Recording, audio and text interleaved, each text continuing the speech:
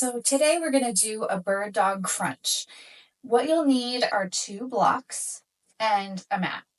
So to set yourself up, you want to get yourself into a tabletop position before we start using the blocks, just to make sure that you have everything aligned properly. So you want to get yourself into that tabletop position. Make sure that your wrist is underneath the shoulder, the knees are underneath the hips.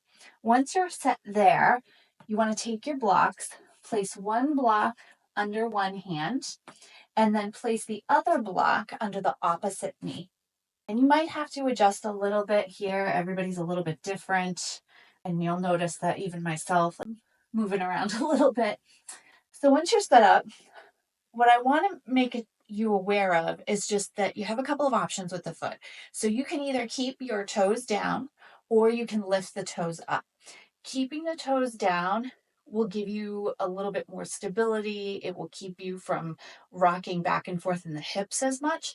So I usually recommend that when you're starting out with this exercise, start with the toe down first and then work your way into picking that toe up while you're doing the crunch movement.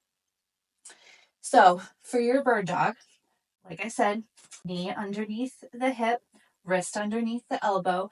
Try looking about a foot in front of you. If you're using a mat, I usually look at the edge of the mat. And again, set yourself up.